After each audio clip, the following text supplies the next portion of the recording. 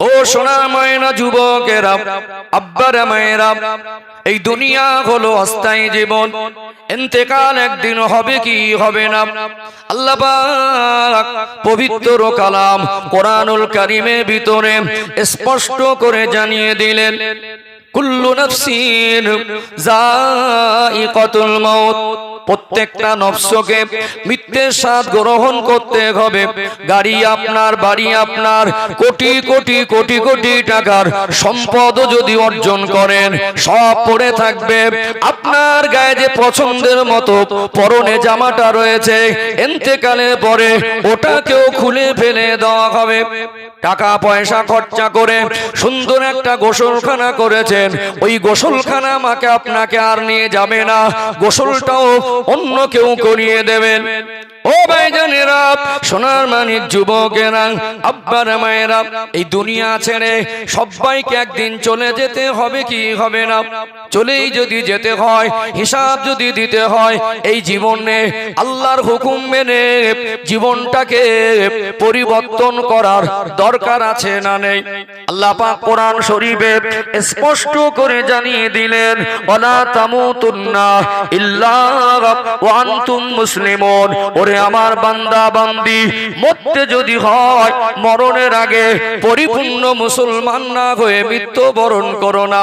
নামাজ পড়ে, রোজা রেখে, তাহাজ্জুদ পড়ে, দান খায়রাত করে, হজ করে, কুরবানি দিয়ে যদি নেকির পাহাড় অর্জন হয়ে যায়, আপনার নামালে যদি নেকির পরিমাণটা উহুদ পাহাড় সমান হয়ে যায়, ওই মানুষটার মনে যদি হিংসা এসে যায়, ওই মানুষটা যদি হিংসুকদের অন্তর্ভুক্ত হয়ে যায়, হিংসা তো খারাপ জিনিস, হিংসা তো মারাত্মক বাজে জিনিস। দয়ার নবী, মায়ার নবী হুজুর আমার সোনা জবানে বললেন, ও বাবা সাহাবীরা, হিংসা তো খারাপ জিনিস। একটা মানুষ যদি কারোর উপরে হিংসা করে, একজন মানুষ যদি হিংসুকদের অন্তর্ভুক্ত হয়, ওর জীবনে যত নেক আমল আছে, ওই নেক আমল গুলোকে হিংসা সব খেয়ে বরবাদ করে দেয়। অবাক হয়ে যাবেন, নবী আমার উদাহরণ দিয়ে বোঝাতে লাগলেন হিংসুকের হিংসা কেমন করে তার নেকিগুলো বরবাদ করে। আল্লাহ নবী উদাহরণ দিতে লাগলেন, ও বাবা সাহাবীরা, কাঠকে আগুন ধরিয়ে আগুন জ্বালানো হয়। আজকে যদিও গ্যাসে রান্না ম্যাক্সিমাম ঘরে, আজ থেকে 20-30 বছর আগে আমাদের বাড়িতে রান্না হতো ম্যাক্সিমাম সময় কাঠের। ওই কাঠ আগুন ধরিয়ে দেওয়ার পরে আগুনে কাঠটা পুড়ে ছাই হয়ে যায় কি যায় না? আগুনে যেমন কাঠটা পুড়ে ছাই হয়ে যায়, আগুন যেমন কাঠকে খেয়ে ফেলে, কাঠের আর বৈশিষ্ট্য থাকে না। নবী আমার সোনা জবানে বললেন, হিংসুক যদি হও, তোমার জীবনে যদি হিংসা এসে যায়, পাহাড় পাহাড় পরিমাণ নেকি অর্জন করলে আগুন যেমন কাঠকে খেয়ে ফেলে, হিংসা ওই রকম নেক আমল গুলোকে বরবাদ করে দেয়। এখন ভালো করে বিবেচনা করে বলুন, আজকে সমাজে মানুষের মধ্যে হিংসার পরিমাণ বেশি না কম? বেশি না কম? হারে হারে হিংসা। হিংসাটা লিমিট থাকে, আজকে হিংসার মাত্রাটা লিমিট ক্রস করে গেছে, আছে না নেই? হিংসা একটা সোনার সংসারকে টুকরো টুকরো করে দেয়। আমলও তো বরবাদ হচ্ছে, সোনার সংসারটা টুকরো টুকরো হয় না? দুটো ছেলে, কটা ছেলে? একটা লোকের দুটো ছেলে, একটাকে বিবাহ দিলেন, একটা বৌমা সংসারের সব কাজ একা করতো। কথা ঠিক তো নাকি? একটা বৌমা সংসারের সব কাজ একা করতো, আর একটা ছেলেকে বিবাহ দিলেন। কম বেশি হোক, কাজটা তো ভাগাভাগি হয়ে গেল, 50-50, একাই সব করতো। যখন আর একটা বৌমা এসেছে, কাজটা ভাগ হয়ে গেছে, কিছুটাও আগিয়ে দেয়, কিছুটা আগিয়ে দেয়। এই দুটো বৌমা আসার পরে কাজ যা ছিল সেটা তো মনে হাফ হাফ, কাজের মনে যে পরিমাণ ছিল সেটা কমে গেল। তারপরেও ওই সোনার সংসারটা টুকরো টুকরো হয়েছে না হয়নি? কি কারণে? কিসের কারণে? হিংসার কারণে। দুনিয়ায় তো ক্ষতি, নিজের আমলটাও বরবাদ হচ্ছে। ভাই ভাই কাঁধে কাঁধ মিলিয়ে চলতো। একটা লজেন্স চকলেট কিনে খেতে গিয়ে গালের মধ্যে ঢুকিয়ে দিয়েছিল। হঠাৎ ভাই সামনে পড়েছে, ওটাকে গাল থেকে বার করে অর্ধেকটা কেটে বলছে ভাই খা। ওই ভাইটার এত ভালোবাসতো, ওর গালের থেকে বার করে ওই লজেন্স চকলেটটাও ও দ্বিধাবোধ করিনি, ভালোবাসা ওটা গালে পড়ে দিয়েছে। দিয়েছে না দেয়নি? এখন ওই ভাই ভাইয়ের নামে বসিরহাটে কেস করছে কোর্টে। পয়সা হচ্ছে, তোকে দেখে নেবো, টাকা দিয়ে অন্য লোক দিয়ে নিজের ভাইকে মার খাওয়াচ্ছে।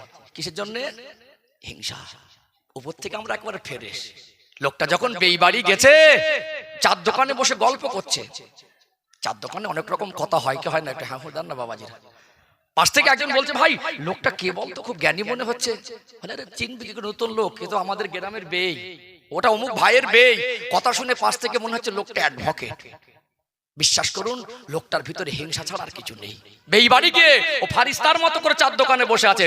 ভালো করে দেখবেন, ওর পাশের বাড়ির লোকটা একটু সুখে থাকে, ওই লোকটা তাকেও হিংসা করে। আছে না নেই? আমরা কুটুম বাড়ি গিয়ে আমাদের চরিত্র দেখে মনে হয় ফেরেশতা, কিন্তু ভিতরটা অতটা ভালো না। ও ভাই জানেরা, সোনার মানিক যুবকেরা, আব্বারা মায়েরা, বিশ্বাস করুন, ধোঁকা দিতে আসিনি। যতক্ষণ সময় আপনাদের খেদমাতে আল্লাহ আমায় হাজির করেছেন, আমার এই সময়টার হিসাব দিতে হবে। দুনিয়ার মানুষ তোকে এত সম্মান করে আদর করে বক্তার আসনে বসিয়ে দিয়েছিল, তোকে যাওয়ার সাথে সাথে মেহমানদারি করেছিল। তুই আমার বান্দা বান্দিকে দিন শরিয়াত কতটুকু পৌঁছে দিয়ে। ও ভাইরা বাপেরা, বড় ভয় হয়। আপনারা আমার আব্বার মতো, আপনারা আমার ভাইয়ের মতো, আপনারা কিছু কিছু আমার মানুষ আছেন মুরব্বী দাদুর মতো। কারোর মনে আঘাত দেওয়া যারা উদ্দেশ্য নয়। কেউ ওই কাজটা করেছেন বলে তাকে আক্রমণ করছি না। এই আমলগুলো, এই ইলমগুলো, জ্ঞানগুলো যদি জানা থাকে, জীবনটাও পবিত্র রাখা আমার আপনার জন্য সহজ হবে কি হবে না? আপনি হাজারো নামাজ পড়েন, আপনি 70 বারো হজ করেন, 70টা মসজিদ যদি তৈরি করে দেন, হিংসার পরিমাণ যত বেশি হবে, আপনার নেকিগুলো সব বরবাদ হয়ে যাবে কি যাবে না? একটা যদি কাঠের গুদাম থাকে, 200-500 টন, 2000-5000 টন যদি কাঠ থাকে, শুধুমাত্র 2 টাকা দিয়ে একটা ডেসলাই কিনে 2 পয়সা যদি দাম হয়, একটা ডেসলাইট কাঠের সামান্য বারুদ ওই কাঠের গুদামটাকে নষ্ট করে দিতে পারে কি পারে না? হিংসুককে আমার আল্লাহ পছন্দ করেন না। দয়ার নবী, মায়ার নবী, হুজুরের 63 বছরের জীবন, আল্লাহ নবী কোনোদিন কারোর উপরে হিংসা করেনি। আজ পাশের বাড়ির মানুষ একটু যদি সুখে থাকে, একটু শান্তিতে থাকে, ওই মানুষটার পিছনে ওর প্রতিবেশী হিংসায় পড়ে যায় কি যায় না? দেখবেন আমার আপনার গ্রামে কিছু মানুষ সততার সঙ্গে জীবন যাপন করে, আমার আপনার গ্রামে কিছু মানুষ একটু ভালো পথে চলে, লোককে সম্মান করে, লোকে একটু বেশি ভালোবাসা দেয়। কিছু মানুষের দিলটা তো ছোট হয়ে গেছে, কলিজাটা এত শুকিয়ে গেছে, ওই মানুষটাকে মানুষ ভালোবাসে বলে, ওই মানুষটাকে মানুষ সম্মান করে বলে, ওই মানুষটা ওর ভালোবাসার সম্মানটা সহ্য করতে পারে না। দেখবেন জিলিপির 2.5 পেস, কিছু কিছু মুসলমানের মনে এখন বর্তমানে 3 পেস। জিলিপির কত পেস? ভালো করে দেখবেন, জিলিপি যে মিষ্টি খাই না, ভালো করে দেখবেন 2.5 পেস। কিছু কিছু মানুষের মনে 3 পেস। ভালো কথা বলবেন, কানে ঢুকবেন না, স্লিপ খেয়ে যাবে। কারোর গীবত করবেন, কারোর পিছনে কাটি মারবেন, কাউকে কিভাবে খাটো করা যায় সব কথাবার্তা বলবেন, ও শুনে বুঝে চাচা যে আবার বলবে, কোচি আর একবার বলতো, তখন ওটা কানে খুব ভালো করে যায়। আছে না নেই? আমি পিফা গ্রামের মানুষকে কষ্ট দিচ্ছি, এগুলো সমাজের চিত্র। রাগ করছেন নাকি? কষ্ট পাচ্ছেন? অজের অনেক রকম প্রকার আছে, ভিটামিন অজ আছে, নেই ভিটামিন অজ নেই। একটা ছেলে খুব রোগা পাতলা, ডাক্তারের বাড়ি গেছে। ডাক্তার বাবু বলছে কি হয়েছে? যে পায়ে একটা কাঁটা ফুটেছে, কয়েকদিন অনেকটা তলায় ভিতরে চলে গেছে, মাংসের গোস্তের ভিতরে। আমি নিজে চেষ্টা করে বার করতে পারিনি, আপনার কাছে এসেছি। ডাক্তার বাবু একটু চোখ টেনে দেখলো, বললো জিভটা দেখাও। দেখলো, একটু ব্লাড প্রেশারটা মাপলো। কোচি তোমার শরীরে একটু প্রেশার কম, শরীরটা একটু দুর্বল, তুমি এক কাজ করো, একটা 500 ফাইল ভিটামিন লিখে দিচ্ছে, এটা খেলে না একটু মোটা তাজা হবে, তোমাকে দেখতে ভালো লাগবে। ওর যদি শরীর দুর্বল হয়, ভিটামিনটা দরকার আছে, ভিটামিনটা 1 মাস পরে দিলেও হতো, কাঁটাটা বের করা দরকার ছিল। ঠিক ঠিক বললাম না ভুল বললাম? একটু হাঁকো দেন না। ফোলানো আজ আছে না সমাজে? হ্যাঁ, আমার মতো ভালো হুজুর আপনাদের চোখের কেউ হবে না, কিন্তু বিশ্বাস করুন ওই ফোলানো আজ দিয়ে হক আদায় হবে না। সময় অনুপাতে কথা বলতে হয়। বর্তমান সময় যে রোগে মানুষ বেশি আক্রান্ত, সেই দিকটা আলোচনা করতে হয়। কেন? এখানে আসলে মানুষের মনটা নরম হয়, এখানে আসলে মানুষ অনুতপ্ত হয়, এখানে আসলে মানুষ আল্লাহ রসুলের মহব্বতে বসার। ওই সময় দিনের কথা পৌঁছালে আল্লাহ পাক কারো কারো আমল করার তৌফিকটাও দিয়ে দেয়। জোরে বলুন। রাগ করছেন নাকি? কষ্ট পাচ্ছেন? শেষ করে দেবো? একদম রেডি আমি। একদম যখন বলবেন একটু আর বলতে হবে না আমি ইশারা ইঙ্গিত চাউনি বুঝি, আমি ইশারা ইঙ্গিত চাউনি ভঙ্গি বুঝে নেবো যে আর চাইছেন না অসুবিধা নেই। সব যে শুনতে হবে এমন নয়, 1 ঘন্টা শুনলে তো অনেক। অসুবিধা আছে নাকি? আছে নাকি? আচ্ছা এই যে তাবারক রান্না করেছে এটা বরকতি জিনিস, তাবারকটা বরকতি জিনিস। এই যে তাবারক দেবে ভাইরা সম্মানার্থে একটু বরকত, আল্লাহর নবীর মেহমান, আল্লাহর মেহমান, এরা আল্লাহর জন্য এসেছেন, রসুলের জন্য এসেছেন, একটু খালি মুখে একটু বরকত। কেন আমরা কি খাইনি? খাবার অভাব আছে আজকে? একটা সময় মানুষ চেয়ে এনে খাতো, পাশের বাড়িতে সকালবেলা ওটা একটা পান্তা ভাত চেয়ে এনে বাচ্চাদের মুখে হাত তুলে দিয়েছে। এখন বাড়ির ফ্রিজে গোশত পচে যায়, অনেকদিন হয়ে গেছে, আর রান্না করবো না, ফেলে দিয়েছে। আছে না নেই? এখানে বসাটা আল্লাহকে ভালোবাসা দরকার আছে না নেই? আছে না? ও ভাই জানেরা, সোনার মানিক যুবকেরা, আব্বারা মায়েরা, 3টে বিষয় আলোচনা করব। হিংসা, মিথ্যার অহংকার বলছিলাম, হিংসার কথা বলছিলাম। আপনি জীবনে যত বেশি নেকি অর্জন করেন, যত বড় ইবাদত গুজার বান্দা হন, আপনার আমার ভিতরে যদি হিংসা এসে যায়, জীবনের নেক আমলগুলো বরবাদ হয়ে যেতে পারে কি পারে না? হিংসা খুব খারাপ জিনিস, হিংসা তো খারাপ জিনিস, এত মারাত্মক জিনিস। দুনিয়ার মানুষের হিসাব দেখবেন, দুনিয়ার সিস্টেম দেখবেন, দুনিয়ায় কোনো পাত্র যদি বড় হয়, ওই পাত্রে যে জিনিস রাখা হয়, বড় পাত্রে ওই জিনিসটা বেশি ধরে না কম ধরে। দেখবেন পানির ট্যাঙ্ক গুলো আছে, পানির ট্যাঙ্ক গুলো আছে, আমরা ঘরের ছাদে বসিয়ে রেখেছি 500 লিটার জলের ট্যাঙ্ক, পানির ট্যাঙ্ক 1000 লিটার। পাত্র যদি বেশি হয়, পাত্রর আকার যদি বড় হয়, পানির পরিমাণ বেশি ধরবে না কম ধরবে? কলসি যদি বড় হয় পানি বেশি ধরে, হাঁড়ি যদি বড় হয় ভাত তরকারি বেশি ধরে। হিংসা তো খারাপ জিনিস, হিংসা তো মারাত্মক জিনিস। ছোট মনের ভিতরে হিংসার পরিমাণটা বেশি থাকে। কি বলে? ছোট মন, হিংসা বেশি। কি বলে? মন ছোট কিন্তু হিংসা বেশি। উদার মন, মায়া বেশি। বড় মনে বেশি মায়া থাকে, আর মন ছোটতে জায়গা ছোট কিন্তু হিংসাটা, একটু বলেন না, জায়গা ছোট হিংসাটা। যারা হিংসুক তাদেরকে বড় মনের মানুষ বলে না ছোট মনের মানুষ বলে? বলে ছোট মনের মানুষ বলে না? মাঝে মাঝে মানুষ বলে ছোট লোক বলে না? হ্যাঁ, ছোট। ছোট মানে কি? অল্প অল্প জায়গায় ছোট মনে হিংসাটা বেশি থাকে। ও ভাই জানেরা, সোনার মানিক যুবকেরা, আব্বারা মায়েরা, কারো সুখ শান্তি দেখে হিংসা করা যাবে না, কারো সম্মান দেখে হিংসা করা যাবে না। অত ইজ্জু মান তাশা, অত জিল্লু মান তাশা। আমার আল্লাহ দয়াময় কোরআন শরীফে বললেন, আমি আল্লাহ দয়াময় যাকে ইচ্ছা করি তাকে সম্মান দেই, আমি আল্লাহ দয়াময় যাকে ইচ্ছা করি তাকে বেইজ্জতি করি। আল্লাহ পাক আপনাকে যে হালাতে রেখেছেন ওই হালাত থেকে আল্লাহর রাস্তায় চলতে হবে, নামাজ পড়তে হবে, আল্লাহর আদেশ মানতে হবে, আল্লাহর নিষেধ মানতে হবে। লা ইন শাকারতুম লা আযীদান্নাকুম। আমার আল্লাহ বললেন, আমি যতটুকু নিয়ামত তোমাকে দিয়েছি, তুমি অন্যের উপরে হিংসা না করে ওই নিয়ামতের উপরে সন্তুষ্ট হয়ে যাও, ওই নিয়ামতটা পেয়ে খুশি থাকো। যতটুকু আমি আল্লাহ দিয়েছি ওটা পেয়ে তুমি খুশি হয়ে সন্তুষ্ট হয়ে আমি আল্লাহর দরবারে যদি শুকরিয়া আদায় করো, আমি আল্লাহ ওই নিয়ামতটাকে আরো বেশি বাড়িয়ে দেব। তাহলে আল্লাহ যেটা দিয়েছেন ওটাই খুশি হতে হবে। হিংসুকরা সুখী হয় না, ওরা হিংসা সুখী হবে কি করে? লোকের হিংসা করে করে জীবনটা যায়। আল্লাহ আমাদের হিংসা মুক্ত জীবন তৈরি করা তৌফিক দান করেন, বলেন আল্লাহুম্মা আমিন। সংক্ষেপে বলতে 3টে বিষয় বলবো। এবার আসুন একটু মিথ্যার কথা বলি, বুঝতে পারছেন?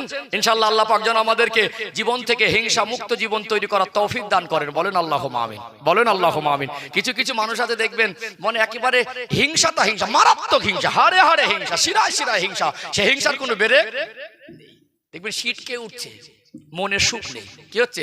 যতদিন যাচ্ছে লোকের হিংসা করবে, শীতকে উঠছে, লোকের সুখ দেখে সহ্য হয় না, তো ওর নিজের জীবনেও সুখ আসে না।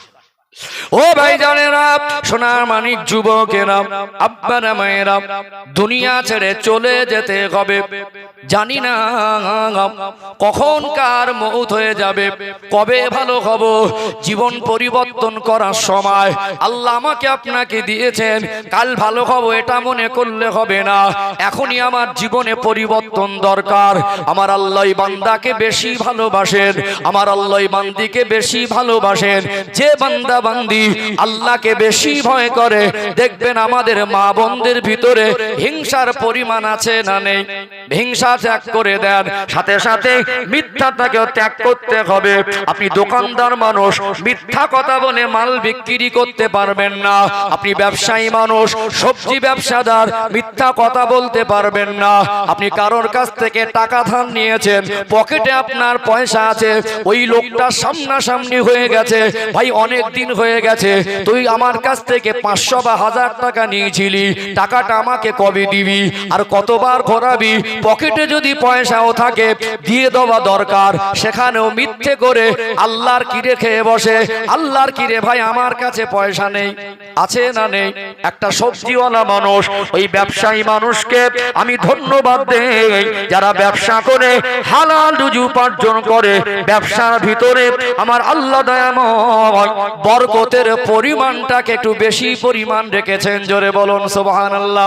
পৃথিবীতে যত কোটিপতি দেখবেন, যত সম্পদশালী দেখবেন, এদের ভিতরে 99% হলো ব্যবসায়ী। একটা লোক চাকরি করে বড্ড জোর 2 বিঘা 4 বিঘা জমি কিনতে পারে। একটা লোক চাকরি করে খুব বেশি 3 তলা 4 তলা ভালো একটা ঘর করতে পারে, কিন্তু ওই লোকটার দ্বারা 200-500 বিঘা সম্পদ সম্ভব নয়। যে লোকটা ব্যবসা করে, ব্যবসার ভিতরে আল্লাহ এত বেশি পরিমাণে বরকত রেখেছেন। ব্যবসায়ীরাই হলো সমাজের মধ্যে বেশি ধনী। কথা ঠিক না বেঠিক? ও ভাইরা বাবেরা, ব্যবসা করুন হালাল পথে, মাল বেচা কেনা করুন, মিথ্যা কথা বলে নয়। এমনও সবজিওয়ালাকে দেখবেন 8 টাকা দরে সবজিটা কিনেছে, বাজারে বিক্রি করছে 10 টাকা কিলো। একটা খরিদ্দার চলে যাবার সময় ওই লোকটাকে দেখে বলছে, ভাই আল্লাহর কিরে 9 টাকা কেনা, কিনেছে 8 টাকায়। 1 টাকার জন্য আপনি আল্লাহ নামের কসম খেতে পারবেন না। কসম তো দূরের কথা, 1 টাকার জন্য আপনি মিথ্যা কথা বলতে পারবেন না। সমাজে দেখবেন মাঝে মাঝে একটু ঠোকাঠুকি, মারামারি হয়, ঝগড়াঝাটি হয়, গ্রাম্যভাবে একটু বিচারের ব্যবস্থা করা হয়। কিছু মানুষ আছে দেখবেন, ও আমার দলের লোক, ও আমার বন্ধু, ওর সঙ্গে আমার সম্পর্ক ভালো, স্পটে নিজে চোখে ওই ঘটনার সাক্ষী হওয়া সত্ত্বেও বিচারে গিয়ে বায়ানটা পাল্টে দেয় কি দেয় না? ফালানাতুল্লাহি আলাল কাযিবিন।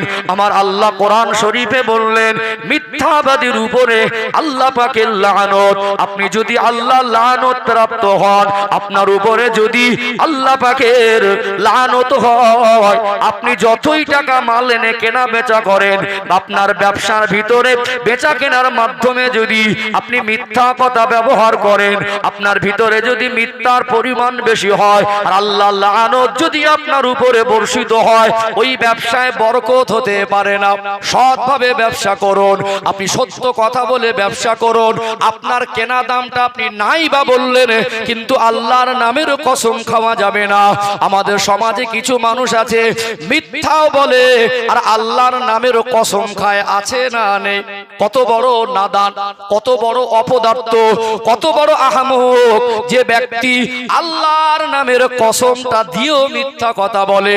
যে ব্যক্তিটা স্বয়ং আমার সৃষ্টিকর্তা, আমার আল্লাহর নামের কসম নিয়ে মিথ্যা বলে আর মানুষকে ধোঁকা দেয়, ওর উপরে আল্লাহর দয়া হবে না লানত হবে? দয়া হবে না লানত হবে? অভ্যাস হয়ে গেছে আমাদের ছেলেদের, কথায় কথায় আল্লাহর কিরে, কথায় কথায় মার কিরে, খোদার কিরে, বাপের কিরে, সন্তানের কিরে, আছে না নেই? শরিয়াত জানুন, আল্লাহর কিরে খাওয়া যাবে না, সরি মার কিরে খাওয়া যাবে না। আল্লাহর কিরে শুধু খেতে হবে, কসম খেতে হবে একমাত্র কার? আল্লাহ। কার? যেখানে সেখানে নয়, মিথ্যা কথায় নয়, অনিবার্য কারণে শরিয়াত যেখানে পারমিশন দিয়েছেন সেই জায়গায় ছাড়া অন্য জায়গায় কিরে কসম খাওয়া। আর একটা মানুষ আল্লাহর নামের কিরে মিথ্যে কথাকে খেতে গেলে মিথ্যে কথা বলার বুক ফেটে যাবে। যদি ইমানদার হয় ও জান দিয়ে দেবে, সর্বস্ব দিয়ে দেবে, আল্লাহর নামকে হেডলাইন করে কিরে খেয়ে মিথ্যা বলতে পারবে না। আমরা আল্লাহর নামের কিরে খাওয়াটা যেন মুখস্থ বিদ্যা, কিছুই না, পানি হয়ে গেছে। বরকত হচ্ছে আর লানত হচ্ছে একটু ভাবা দরকার আছে। সুখ হচ্ছে হুজুর, বরকত নেই, সুখ নেই। মিথ্যা কথা ছেড়ে দেন, আল্লাহ আপনার সংসারে, আপনার ব্যবসায়, আপনার রোজগারে আল্লাহ বরকত ঢেলে দেবে। জোরে বলুন, কি ছাড়তে হবে? মিথ্যা। কিছু নাদান আছে দেখবেন, অপদার্থ, ও বোঝে না কিছু হলো, হাত ধরে টেনে নিয়ে মসজিদে উঠে বলবি চল। মসজিদ তোমার বাপের ঘর নয়, মসজিদ পার্টি অফিস নয়, মসজিদ ক্লাব ঘর নয়। মসজিদের সম্মান তুমি জানো? কিছু হলো চল মসজিদে উঠবি। ও নাদান উজুই করতে জানে না, মসজিদে টেনে নিয়ে যাচ্ছে। কথা ঠিক বলছি না ভুল বলছি? কিছু হলো, সন্দেহ হলো, হাত ধরে বলছে এই তোকে কোরআন শরীফ মাথা নিয়ে বলতে হবে। ও কপাল ফাটা কোরআন শরীফ পড়তে জানে? কোরআন শরীফ অপবিত্র অবস্থায় হাত ধোয়া যায় না। কথা ঠিক বললাম না ভুল বললাম? কিছু হলো চল তোকে কোরআন শরীফ মাথায় তুলে বলতে হবে। কেন? তোমার বাপের দোকানের খাতার হিসাব না ওটা? আল্লাহর জমিনে, আসমানের নিচে, জমিনের উপরে শ্রেষ্ঠ কিতাব ওটা আল্লাহর বাণী কোরআন শরীফ। জোরে বলুন। ওই কোরআন শরীফকে আল্লাহ পাক পৃথিবীর শ্রেষ্ঠ কিতাব বানিয়েছেন। কিয়ামত পর্যন্ত আল্লাহ হেফাজত করবেন। ইন্না নাহনু নাযালনা যিকরা ওয়া ইন্না লাহু লাহাফিজুন। আল্লাহ নাজিল করেছেন, আল্লাহ হেফাজত করবেন। ওই কিতাবের শানে কেউ বেয়াদবি করেছে, আল্লাহ অ্যাকশন গ্রহণ করে তার চেহারাটা কুকুর আর বাঁদর করে দিয়েছে। আছে না নেই? কপাল ফাটা। তোমার একটা জিনিস অনেক সময় সন্দেহ হয়, একটা জিনিস রেখে দিলাম, কোথায় রেখেছি মনে নেই। একসঙ্গে কাজ কর্মসূত্রে একটা রুমে থাকে, 100% সন্দেহ করে ওইটাই নিয়েছে। আদিও জিনিসটা কেউ নেইনি, ও ভুলবশত এক জায়গায় রেখেছে। দুদিন ধরে সন্দেহ ছিল, সন্দেহের মধ্যে যারা কোনো নিশ্চিন্তা, মানে কোন রকম সন্দেহের ভিতরে কমই ছিল না। পুরো বলেছে ওই লোকটাই নিয়েছে, গল্প করে 10 জন 20 জনের সঙ্গে। পরে জিনিসটা খুঁজে পেয়ে মনে করছে তা আমি রেখেছিলাম। ক্ষণিকের জন্য হতে পারে আপনি না শুনে বুঝে আচমকা না জেনে একটা নির্দোষ মানুষের উপরে সন্দেহের বসে আপনি তার নামটা সমাজের কাছে চোর প্রচার করলেন। আবার ক্ষমতার বলে হাত ধরে টানছেন, চল মসজিদে উঠতে হবে। মসজিদ কারোর বাপের ঘর না, ওটা আল্লাহর ঘর। ওখানে গিয়ে রাজাও দাঁড়াবে, পাশে ভিখারি দাঁড়াবে, রাজাকে পারমিশন ইসলাম দেয়নি, ওর হাত ধরে সরিয়ে দেবে। ওখানে সামনে গিয়ে ভিক্ষুক দাঁড়াবে, রাষ্ট্রপতির পারমিশন ইসলাম দেয়নি, ওকে পিছনের কাতারে টেনে দেবে। ওটা আল্লাহর ঘর। ওখানে গেলে আল্লাহকে ডাকলে আল্লাহ সন্তুষ্ট হয়, ওখানে গিয়ে আল্লাহকে সেজদা করতে হয়, ওখানে গিয়ে আল্লাহর সঙ্গে বান্দার সম্পর্ক হয়। জোরে বলুন। মিথ্যা ভালো না খারাপ? মিথ্যা না ছাড়লে, ত্যাগ না করলে, মিথ্যা থেকে জীবন পবিত্র না করলে রহমত হবে না লানত হবে? লানত হবে। ত্যাগ করতে হবে। শর্ট করতে হবে, লাইন কম, মানে শর্টে মেরে দেবো, অসুবিধা নেই।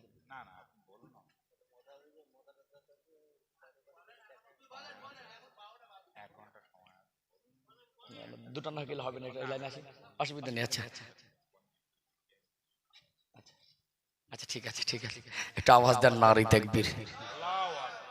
আমি কালেকশনের বক্তা নই, প্রায় জায়গায় বলি খুব কঠিন কাজ, খুব কঠিন কাজ। আল্লাহ দিলে চাইলে হবে, চেষ্টা করি, কখনো একান্ত অনুরোধ করলে চেষ্টা করি। কালেকশনের রস মুশকিল নাকি সলিড যাই হোক আছে ইনশাআল্লাহ, অসুবিধা নেই। সবই তো আপনারা যা করেছেন, আপনারাই করেছেন। এই যে এত সুন্দর সাজালেন, কি আল্লাহর ফারিস্তা আসমান থেকে দিয়ে গেছে? আল্লাহ আপনাদের দ্বারা করিয়েছেন। কাদের দ্বারা? আল্লাহ পাক আপনাদের দ্বারা করিয়েছেন। হয়ে যাবে। ছেলেরা, আমাদের কমিটি ভাইরা ঠিক আছে, মন বড় আছে, হয়ে যাবে ইনশাআল্লাহ। আপনারা তো সাথ দেন, গ্রামবাসী কম বেশি সবাই দিয়েছে, ওটা হয়ে যাবে ইনশাআল্লাহ। কেন আমি ভাবছিলাম হয়তো কালেকশনে আমি আমার গতিতে যাই, একটু শর্ট করতে হবে, একটু কমিয়ে আনতে হবে, কারণ কালেকশন আছে। 2 ঘন্টা বলার পরে কালেকশনে বেশি রাত হয়ে যাবে। যাই হোক, অসুবিধা হচ্ছে নাকি? কালেকশন হয় বলে ভয় লাগছে নাকি? যাই হোক, একটু আওয়াজ দেন আরেকবার, নারে তাকবীর। মাশাআল্লাহ, আরেকটু প্রাণ ভরে নারে তাকবীর। সিলসিলায়ে হক মুজাদ্দিদে জামান আহলে সুন্নাত ওয়াল জামাত, নারে তাকবীর। একবার মহব্বতে দরুদ শরীফ, আল্লাহুম্মা সাল্লি আলা।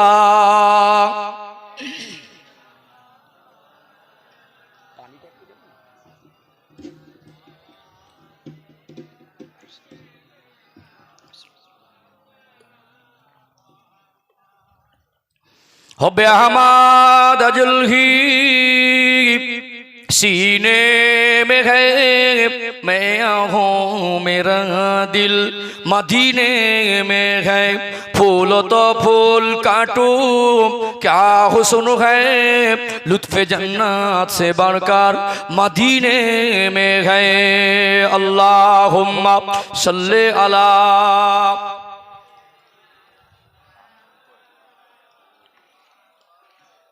আলহামদুলিল্লাহ।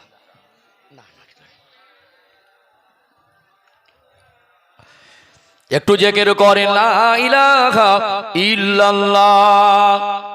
মাশাআল্লাহ, সবাই মিলে মহব্বতে লা ইলাহা ইল্লাল্লাহ, লা ইলাহা ইল্লাল্লাহ মুহাম্মাদুর রাসূলুল্লাহ। আল্লাহুম্মা সাল্লি আলা।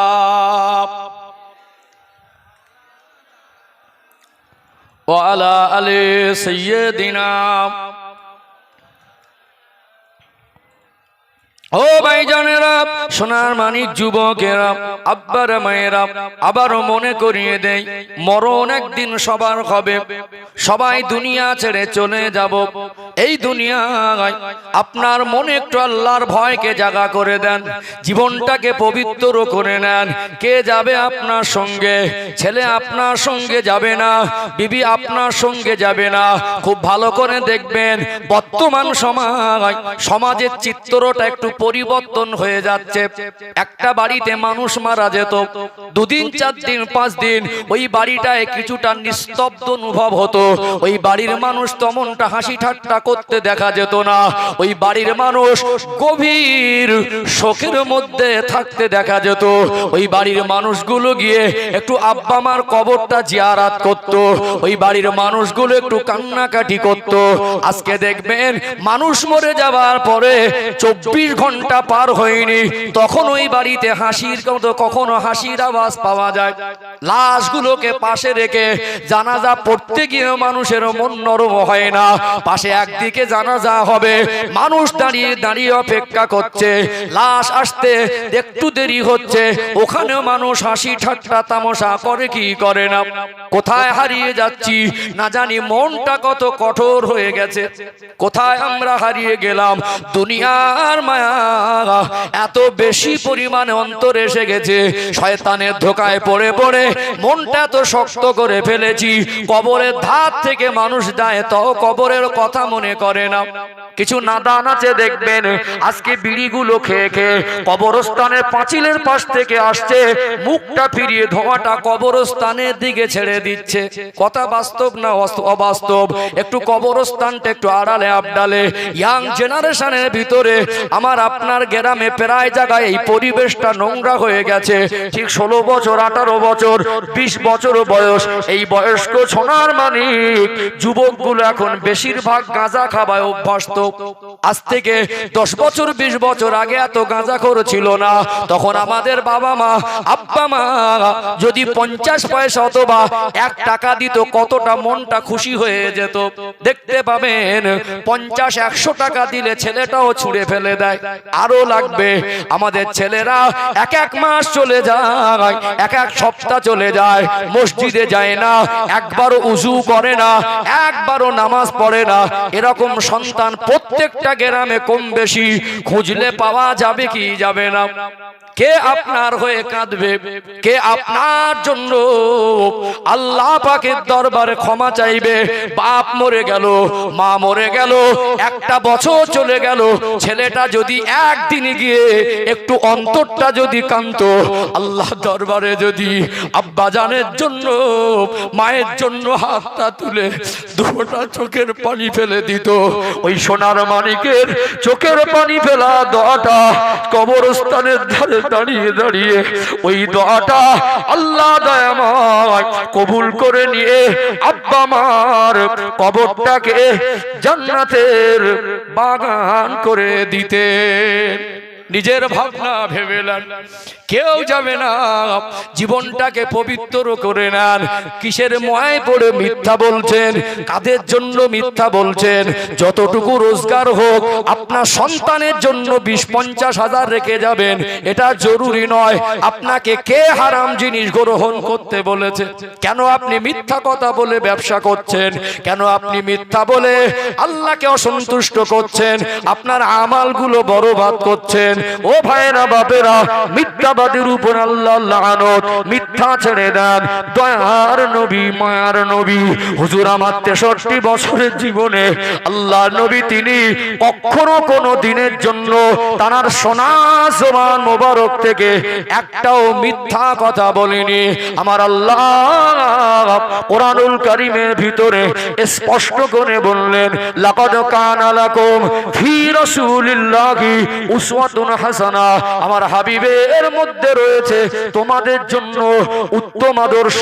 আমার নবী জীবন যেমন মিথ্যা থেকে এত পবিত্র আল্লাহ করেছিলেন, নবী 63 বছরের জীবনে একটা মিথ্যা বলেননি।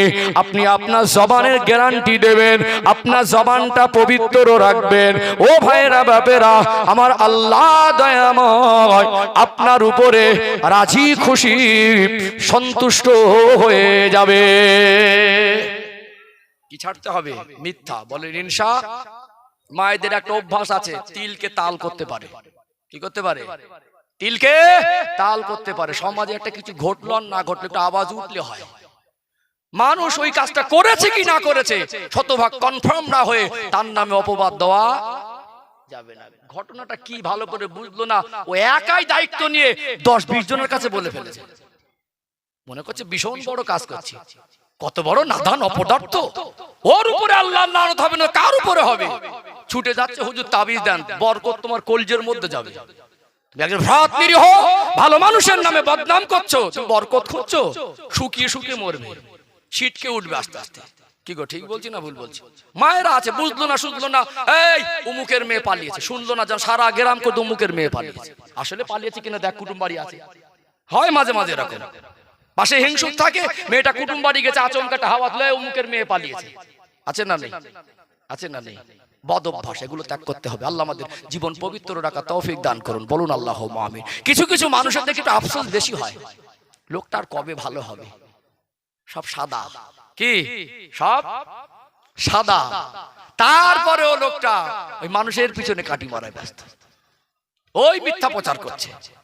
কেন ভাই, আর কেন? এবারে ভালো হতে হবে, এবারে পবিত্র হতে হবে। তুমি যে ওর একটা কথা না জেনে না শুনে আসলে ঘটনাটা ওর দায়িত্ব, ওই কাজের কাজই না, ওই ঘটনা কোনো রকম যুক্ত না, তুমি তার নামে মিথ্যা বলছো, খারাপটা ঘটেনি, তুমি যদি প্রচার করার দায়িত্ব নাও, ও যে জীবনে 10টা কাজ করেছে, ওই প্রচার করার দায়িত্বটা তোমার আব্বা নেবে। ওর খারাপটা যদি তুমি প্রচার করার দায়িত্ব নাও, ওই একটা খারাপ করেছে, এর আগে 10টা ভালো কাজ করেছে, ওই প্রচারগুলো তুমি কেন করো? ঠিক বলছি না ভুল বলছি? 10টা ভালো কাজ করে প্রচার করবে না, একটা ঘটনা আসল কি জানলো না, তার উপরে মিথ্যা করে প্রচার করে, কত খারাপ জিনিস। ওর উপরে আল্লাহ রহমত হবে না গজব হবে? একটু হ্যাঁ হো দেন। নামাজ পড়েও গজব থেকে বাঁচবো, এ রোগ নামাজির ভিতরে আছে।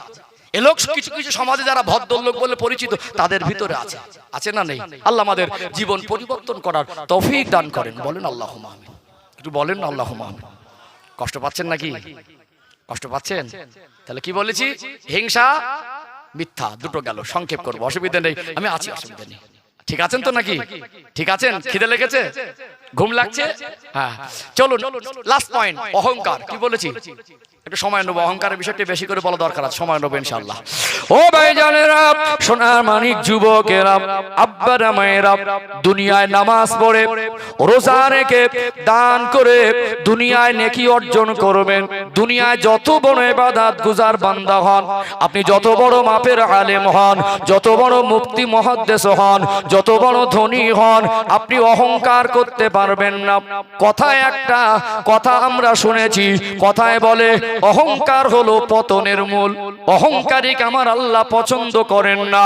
সূরা আন-নাহল খুলে দেখবেন, আমার আল্লাহ কোরআন শরীফে বললেন, ইন্নাহু লা ইউহিব্বুল মুস্তাকবিরিন। আমার আল্লাহ দয়াময়, অহংকারীকে তিনি পছন্দ করেন না। কিছু মানুষ আছে দেখবেন টাকার গরম দেখায়, আছে না নেই? একটা সময় খাওয়া হতো না, মানুষের কাছে গিয়ে বলতো হুজুর একটু দোয়া করেন। ইমামের কাছে গিয়ে বলেছেন হুজুর একটু ব্যবসায় নেমেছি, দোয়া করেন আল্লাহ যেন বরকত দেয়। হুজুরের কাছে গিয়ে বলেছেন, মসজিদে গিয়ে বলেছেন, বাপ মায়ের কাছে গিয়ে বলেছেন একটু আমার জন্য দোয়া করেন। কোনো বন্ধু বান্ধবের সঙ্গে দেখা হয়েছে, বলেছে ভাই ব্যবসায় লেগেছি, দোয়া করো, সংসারে বড় অভাব, বড় আশা করে নেমেছি যেন লাভবান হতে পারি।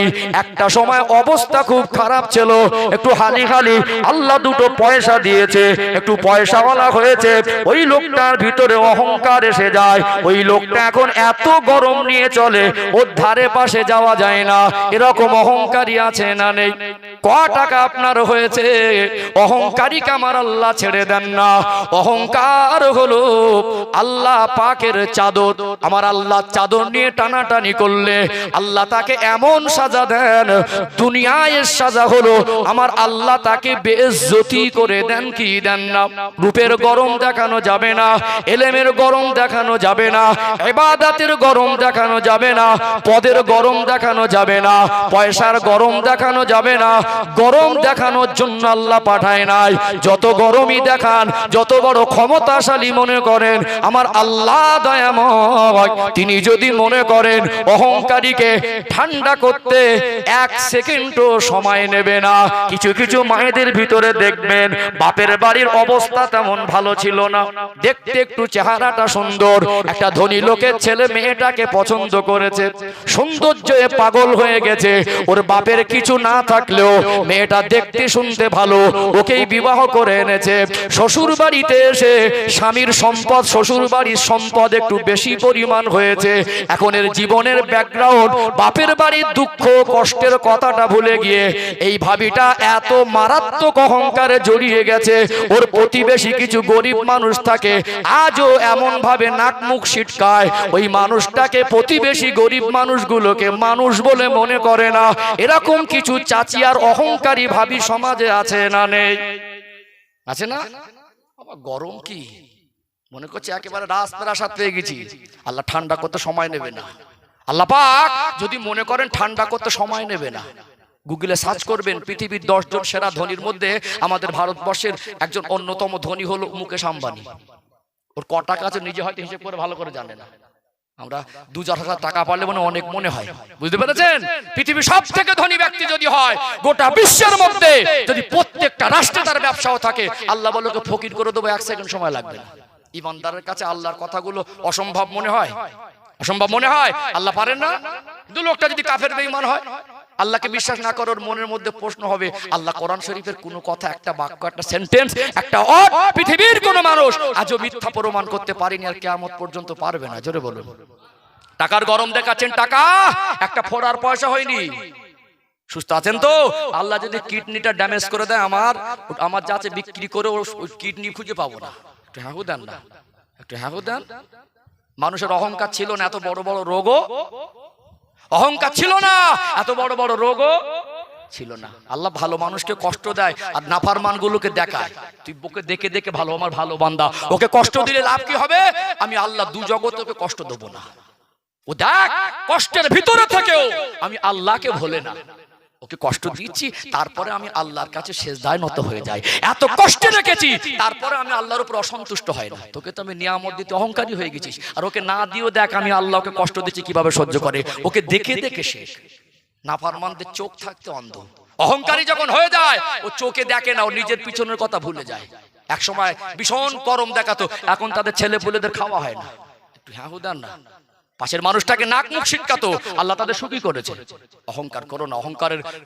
অহংকারকারীকে আল্লাহ পাক দুনিয়ায় বেইজ্জতি করে। কি করে? কি করে?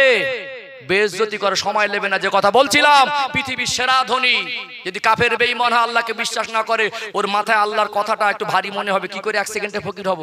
লোকটা বলছে আমি 10টা দেশে আমার ব্যবসা আছে, যদি চীনে আমার ব্যবসা ভূমিকম্পে মাটির তলা সব নেমে যায়, আমার আমেরিকায় ব্যবসা আছে, আমেরিকায় যদি আগুন লেগে যায়, আমার ব্যবসা আছে মানে মিশরে যদি লুটপাট হয়ে যায়, আমার ব্যবসা আছে পাকিস্তানে সব যদি আমাকে হটিয়ে দেয়, আমার ব্যবসা আছে সৌদিতে। বলছে 1 সেকেন্ডে ফকির হব না। ও যুক্তি দিচ্ছে। আল্লাহ বলে বান্দা তুই যে বলছিস আমার, এটা তোর ব্রেনটা সুস্থ আছে বলে তাই। পাগল দেখেছেন? পাগল দেখেছেন? কোটিপতি রাস্তার পাগল। কি দেখেছেন? কোটিপতি রাস্তার পাগল। এক সময় খুব উন্নত মানের ভালো জায়গায় আরামে ঘুমাতো, এখন কুকুর ঘুমায় আর কুকুরের পাশে ঘুমায়। ভালো ভালো জামাটা পরিয়ে দিলে না, ছিঁড়ে খুলে ফেলে দেয়। আছে না? নেই? আল্লাহ ব্রেনের তারটা কেটে দেবে, আল্লাহর 1 সেকেন্ড সময় লাগবে না, সব ছিঁড়ে ফেলে দিয়ে বলবে আমার কিছু নেই। কি আমার করছেন? ক টাকা হয়েছে আপনার? আল্লাহ নবীকে আল্লাহ বাদশাহী দিতে চেয়েছিলেন। কি দিতে চেয়েছিলেন? আল্লাহ পাক তার হাবিবকে 2টো জগতে বাদশাহী দিয়েছেন। জোরে বলুন। নবীকে আল্লাহ পাক দুনিয়ায় বাদশাহী দিয়েছেন, আল্লাহ পাক তার প্রিয় হাবিবকে আখিরাতে জীবনে বাদশাহী দিয়েছেন। জোরে বলবেন না?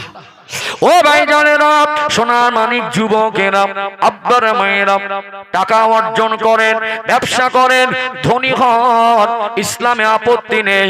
আল্লাহ নবীর জামাতা জিন্নুরাইন হযরত উসমান গনি রাদিয়াল্লাহু আনহুকে আমার আল্লাহ দয়াময় সম্পদ বেশি দিয়েছিলেন না কম দিয়েছিলেন? আল্লাহ নবী পৃথিবীর জমিনে একজন শ্রেষ্ঠ ব্যবসায়ীকে জামাই করেছেন না করেননি? নবী যদি ধনীদের উপর অসন্তুষ্ট হতেন, আমার নবী যদি ধনীদের অপছন্দ করতেন, তাহলে তার কলিজার টুকুরি মেয়েটাকে ধনী জামাই দেখে দিতেন না। অতএব জামাই যদি দিনদার হয়, সৎ যদি হয়, আল্লাহওয়ালা যদি হয়, আপনার মেয়েকে দেন। ধনীদের উপরে আল্লাহরও রাগ নেই, ধনীদের উপর ইসলামে আপত্তি নেই। আল্লাহ দয়াময় কিছু লোককে সম্পদ দিয়েছে, সমাজে তাদের অবদানটা বেশি। যেমন আল্লাহ সম্পদ দিয়েছে, তেমনি দানটা একটু বেশি করে, আছে না নেই? যেমন সম্পদ দিয়েছে, গ্রামে একটা মসজিদ হবে, উদার মনে টাকার পরিমাণটা বেশি দেয়। একটা এতিম বাচ্চা মাদ্রাসায় পড়াশোনা করে, তারাও সাহায্য পায়। যেমন কিছু ধনী মানুষকে আল্লাহ সম্পদ দিয়েছে, উদার মনে আল্লাহ রাস্তায় দান করে কি করে না? আল্লাহ নবীর জামাতা জিন্নুরাইন উসমান গনি হুজুর ছিলেন ধনী।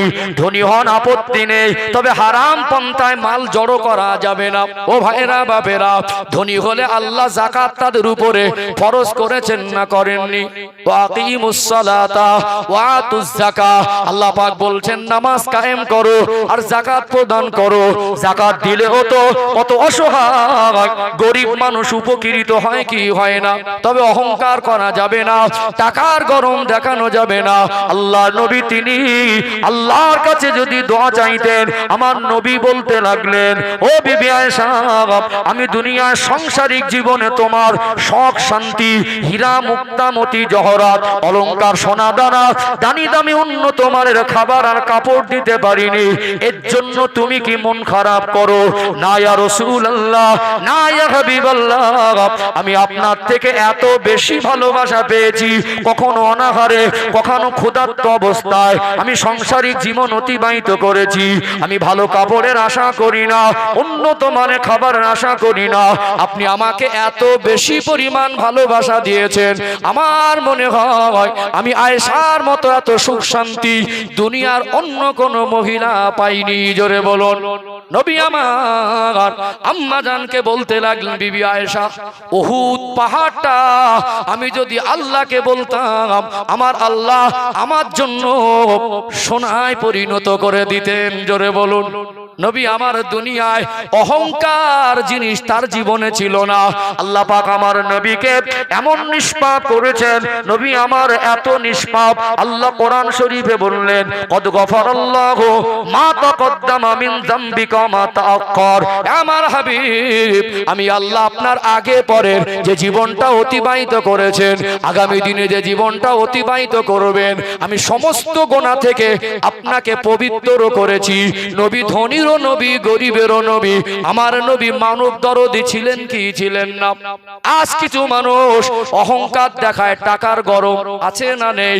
টাকার গরম দেখানো যাবে না। ও ভাইরা বাপেরা, আল্লাহ আপনাকে ধনী থেকে ফকির করে দিতে সময় নেবে না। ক্ষমতার বল দেখানো যাবে না। সমাজে কিছু চুটে মোস্তান আছে, দেখবেন এদের পাওয়ার দেখলে শয়তানও লজ্জা পায়, আছে না? সমাজে কিছু চুটে মোস্তান, ও যে ক্ষমতা পেয়েছে ওকে দেখাতে হবে। আমি রাজনীতির লোক না, রাজনীতির কথা বলিনি, নেগেটিভ নেবেন না। কেউ করেছে বলে আমি তাকে বলছি না। এগুলো জানা থাকলে আমাদের জীবনটা পবিত্র রাখা সহজ হবে। কথা ঠিক না বেঠিক? কি হয়, একটু ক্ষমতা পেয়ে যায়, একটু গরিব মানুষ একটু ভ্যান চালিয়ে খায়, তো ভ্যান চালিয়ে খায় তো কি হয়েছে?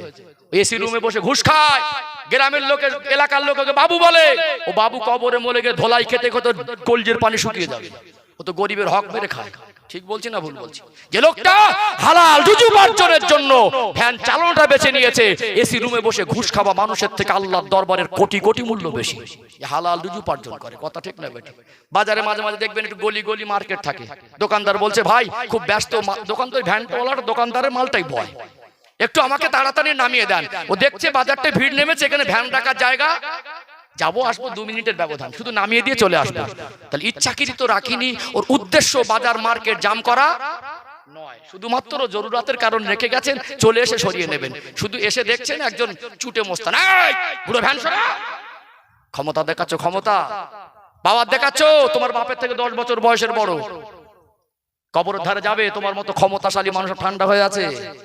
ঠিক বলছি না ভুল বলছি?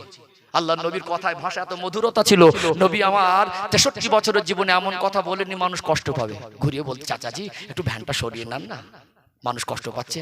চাচাজি হেসে বলতো, কচি এখানে আমি এক্ষুনি চলে যাব বলে একটুখানি যা হোক করে মালটা নামাতে গেছি, এখানে রাখিনি, চাকরি তো মিটে যেত। ও যে ক্ষমতা পেয়েছে, ও যে একটু পাওয়ার পেয়েছে, লোককে দেখাতে হবে। চাচাজি বলে, তুই আমাকে গালাগালি দিলি, বলে কথা বললে ফের মারবো। আছে না নেই? একটু হাগু দেন না, আছে না নেই? ক্ষমতার বল দেখাচ্ছ। ক্ষমতা যারা বল দেখিয়েছে, আল্লাহ এমন বেইজ্জতি করেছে, কিয়ামত পর্যন্ত মানুষ তাদের থেকে শিক্ষা নেবে। রাগ করছেন নাকি? ও ভাই জানেরা, সোনার মানিক যুবকেরা, আব্বারা মায়েরা, নবী আমার সোনার জবানে বললেন, মাল্লাম ইয়ারহাম সাগীরানা ওয়ালাম ইউআক্কির কাবীরানা ফালাইসা মিন্না। যে বড়কে সম্মান করলো না, ছোটকে স্নেহ করলো না, ও আমার উম্মতের মধ্যে নয়। কি ক্ষমতা দেখাচ্ছেন, কাকে ক্ষমতা বোঝাচ্ছেন? দুনিয়া একটা ক্ষমতাশালী বাদশা ছিল, তার নাম হলো নমরুদ। আল্লাহ নবী ইব্রাহিম আলাইহিস সালামকে বড় কষ্ট দিয়েছিল, অগ্নিকুণ্ডে নিক্ষেপ করেছিল। আল্লাহ পাক তার নবী সাইয়্যিদানা হযরত ইব্রাহিম আলাইহিস সালামকে হেফাজত করেছিলেন না করেননি? কুলনা ইয়া নারু কুনি বারদাও ওয়া সালামান আলা ইব্রাহিম। আমার আল্লাহ আগুনকে হুকুম করে দিয়েছিলেন, এ দুনিয়ার আগুন, আমার ইব্রাহিমের জন্য তুমি আরামদায়ক হয়ে যাও। জোরে বলুন সুবহানাল্লাহ। এই নমরুদকে আল্লাহ একটু ক্ষমতা দিলেন, একটু বাদশাহী পেল, একটু ক্ষমতা পাওয়ার পেয়ে গেল। ক্ষমতা পাওয়ার পেয়ে, বাদশাহী পেয়ে এত অহংকারী হয়ে গেল। একদিন নমরুদ বলতে লাগলো, আমি ইব্রাহিম আলাইহিস সালামের আল্লাহর সঙ্গে যুদ্ধ করব। কত বড় আহামক, কত বড় নাদান, কত বড় নির্বোধ। আজকে ক্ষমতা আসন পেয়ে এই অনাদান নির্বোধ নমরুদ বলেছিল আল্লাহর সঙ্গে যুদ্ধ করব। কত অহংকারের মাত্রা লিমিট ক্রস হয়ে গেল। আল্লাহ বলে, রে নমরুদ, আমি আল্লাহ তোকে বাদশাহী দিয়েছি, তোর বাড়াবাড়িটা এত বেশি পরিমাণ হয়েছে। আমি আল্লাহ, তুই আমার সঙ্গে কি যুদ্ধ করবি? তোকে এমন ভাবে অপমান করে দেবো, কিয়ামত পর্যন্ত মানুষ তোকে মনে রাখবে কেমন ভাবে তুই বেইজ্জতি হয়েছিস। আমার সঙ্গে তোর যুদ্ধ করতে হবে না। নমরুদ তার লোক লস্কর নিয়ে যুদ্ধ করতে ময়দানে এসেছে। আমি ইব্রাহিম আলাইহিস সালামের আল্লাহর সঙ্গে যুদ্ধ করব। আল্লাহ পাক সিদ্ধান্ত নিলেন, এদের মোকাবেলার জন্য আমি আল্লাহ এমন সৈন্য পাঠাবো, পৃথিবীর মানুষ যেন শিক্ষা পায়। আল্লাহ পাক ঝাঁকে ঝাঁকে মশা পাঠালেন। মশার উৎপাত সহ্য না করতে পেরে পেরেশান হয়ে গিয়ে নমরুদের লোক লস্কর গুলো ধারালো অস্ত্র চালায়, আর নিজের অস্ত্রের পাশের মানুষ আঘাত প্রাপ্ত হয়। আল্লাহ একটা খোঁড়া মশাকে আদেশ করে দিয়েছিলেন, এ মশা, চলে যা তুই। যে নিজেকে খোদা বলে, যে আমার সঙ্গে যুদ্ধ ঘোষণা করেছে, ওর নাকের ভিতর থেকে মস্তকের ভিতরে চলে যাবি। এরা ধ্বংস হয়েছে সুস্থ মশায়, যে আল্লাহর সঙ্গে যুদ্ধ করতে চেয়েছিল। আমার আল্লাহ ওর কাছে যে মশাটা পাঠিয়েছে ওটা সুস্থ নয়, ওটা হলো ল্যাংড়া, ওটা হলো খোঁড়া। আল্লাহ বুঝিয়েছেন পৃথিবীর মানুষ যেন শিক্ষা নেয়। এত বড় অহংকারীকে যে আল্লাহর সঙ্গে যুদ্ধ ঘোষণা করেছে, ওকে খোঁড়া মশা দিয়ে বিদায় করব। চলে গেল নাকের ভিতর থেকে মাথার মধ্যে, যন্ত্রণা শুরু হয়ে গেল। কোথায় তোমার বাদশাহী, কোথায় তোমার আল্লাহর সঙ্গে যুদ্ধ করার মতো ক্ষমতা? একটা মশার জ্বালা যন্ত্রণা সহ্য করতে পারে না। তার সেবক যারা ছিল, তারা তাদেরকে ডেকে বলতে লাগলো, একটু মাথায় যদি তোমরা কিছু দিয়ে বাড়ি মারো, মাথায় যদি আঘাত করো, একটু আরাম পায়। যত জোরে জোরে জুতা মারে তত বেশি আঘাত পায়। আল্লাহ বুঝিয়ে দিলেন, এত পাওয়ার বেড়ে গেল, বাদশাহী ক্ষমতা আমি আল্লাহ দিয়েছি। এত অহংকার হয়ে গেল, ও আমার সঙ্গে যুদ্ধ করতে এসেছিল, আমি আল্লাহকে এমন ভাবে বেইজ্জতি করেছি। আমি আল্লাহকে একটা খোঁড়া মশা ওর জন্য, ওকে সাহিজ করার জন্য যথেষ্ট করে দিয়েছি। ক্ষমতা দেখাচ্ছ, ক্ষমতা গরম বেশি দিন চলবে না, ব্লাশ হয়ে যাব। ক্ষমতা থাকবে না, পরনের কাপড়টা খুলে দেবে। তোমার মরণটা কিভাবে এইটুকু তুমি জানো না। আমার মরণ কিভাবে জানি? দাপট দেখে বেড়াচ্ছে, কোথায় মরে পড়ে থাকে, 3 দিন খুঁজে পায় না, ও লাশটায় পোকা ধরে যায়। ওটা ইজ্জতের মরণ না বেইজ্জতির মরণ? মানুষকে মানুষ মনে করে না। অহংকারীকে আল্লাহ পছন্দ করেন না। ইন্নাহু লা ইউহিব্বুল মুস্তাকবিরিন। নিশ্চয় আমার আল্লাহ অহংকারীকে পছন্দ। টাকার গরম দেখানো, বলেন না, টাকার গরম দেখানো, ক্ষমতার গরম দেখানো, ইবাদতের গরম দেখানো, যাবে না। কিছু মানুষ একটা সময় খুব অন্য পথে ছিল, দিন কাতেক দেখছে একটু নামাজি হয়েছে, ভালো জিনিস, তার জন্য দোয়া করি, অবশ্যই পরিবর্তন দরকার, আল্লাহ তাকে হেদায়েত দিয়েছে, ভালো জিনিস। একটু দাড়িটা ছেড়ে দিয়েছে, একটু দেড় বেটারি মার্কা, 2 দিন 4 দিন নামাজ ধরে নিজেকে ভীষণ কিছু মনে করে, ও আবার ইবাদতের অহংকারী হয়। চার দোকানে বসে একটা লোক মরে গেছে, ফতোয়া দিচ্ছ জাহান্নামে যাবে, 2-4 দিনে ইবাদত করা ধরেছে। সবাই নয়, সবাইকে বলছি না ভাই, গ্রামের মানুষকে বলছি। দেখবেন কিছু মানুষ 2-4 দিনে ইবাদত করে না, ও একটু গরম দেখে আমি নামাজি, আমি ইবাদত গুজার, ওইবারে বসে চার দোকানে ফতোয়া দাও কে জান্নাতের কে জাহান্নামী। হয়ে গেল, খুব বড় হয়ে গেল, অনেকে ইবাদত করে ফেললেন। আপনার নিজের ঠিকানা কোথায় আপনি বলতে পারেন না, আপনি লোককে জান্নাতের জাহান্নামী সার্টিফিকেট দিচ্ছেন। এই সার্টিফিকেট কোথায় পেলেন? রাগ করছেন নাকি? আছে না নেই? হ্যাঁ আছে না? 2-4 দিন ইবাদত করে এই ও খারাপ, আমি জানিস কি এই ও নামাজ পড়ে না, কদিন নামাজ পড়েছে, নামাজ কতটা পড়েছেন বলতে পারবেন? আল্লাহ কবুল করেছে। দিনদার, পরেশগার, নেককার, আল্লাহর মাহবুব যারা হয় তারা ইবাদতের গরম দেখায় না। কি গো একটু হ্যাঁ দেন। এখন দেখছি একটু মনে সর্বস্তরে ইবাদতের একটা গরম আছে, আছে না? একটু হ্যাঁ দেন না, গরম দেখান। কি গরম দেখাচ্ছেন? সব বরবাদ হয়ে যাবে। ইন্নাহু লা ইউহিব্বুল মুস্তাকবিরিন, আল্লাহ পাক অহংকারীকে নিশ্চয়ই আমার আল্লাহ পছন্দ করেন না। ও ভাইজানেরা, সোনার মানিক যুবকেরা, আব্বারা মায়েরা, গভীর মনোযোগ দিয়ে শুনুন। আল্লাহ নবী হযরত ঈসা আলাইহিস সালাম যাচ্ছেন, তার সঙ্গী ছিলেন তার প্রিয়তম একজন উম্মত। আমার নবীর সঙ্গী হিসাবে নবী আমার কখনো কোথাও গেলে আল্লাহ নবীর মহব্বতের সাহাবী হযরত আবু বকর সিদ্দিক রাদিয়াল্লাহু আনহুকে নিয়ে যেতেন কি যেতেন না? এত ভালোবাসা বেশি ছিল, এত মহব্বত বেশি ছিল। আল্লাহ নবীর সাহাবী আবু বকর হুজুর সারাটা জীবন আল্লাহ নবীর সঙ্গী হয়েছেন না হননি, এত বেশি ভালোবাসতেন আমার নবীকে। নবী আমার বলতে লাগলেন, আমি সকলের ঋণ শোধ করতে পারবো, আমার আবু বকরের ঋণটা শোধ করতে পারবো না।